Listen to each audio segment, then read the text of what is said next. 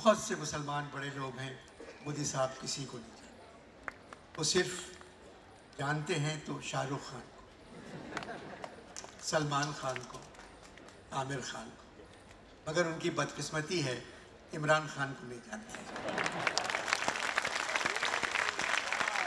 समंदर किनारे सजने वाले 10वें आलमी अदबी मेले में जहां आवाम का समंदर उमड़ आया, वहीं अदब, शायरी और मिजाज सुनने और सराहने वालों की कमी नजर न आई।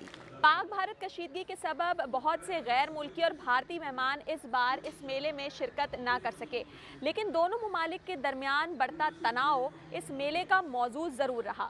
3 रोज़ में होने वाले मुख्तलिफ सेशंस में अगर कुछ मुश्तरक था तो वो थी अमन और मोहब्बत के फ़रोग की बात। अभिनंदन अब तक घर पहुंच चुके होंगे।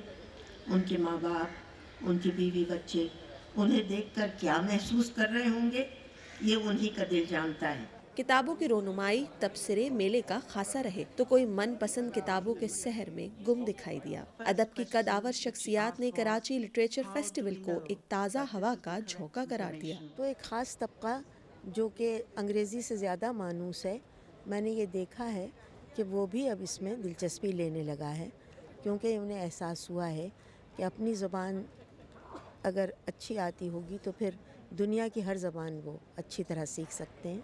कहीं फिल्मी सितारों की कहकशां उतरी तो कहीं औरत को बाइख्तियार बनाने की बात करने वाली फहमीदा रियाज को उनकी शायरी की जुबानी खिराजे तहसीन पेश किया गया।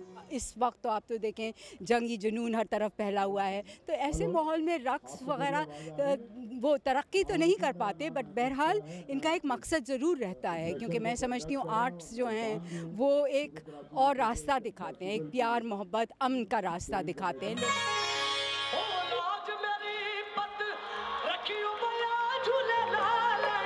रक्सो मौसीकी और धमाल मेले की सबसे जानदार परफॉर्मेंस ठहरी, जिसने ऐसा रंग जमाया जिस पर शायकीन दाद दिए बिना रह न पाए। सिद्रा डार, वॉइस ऑफ अमेरिका, कराची।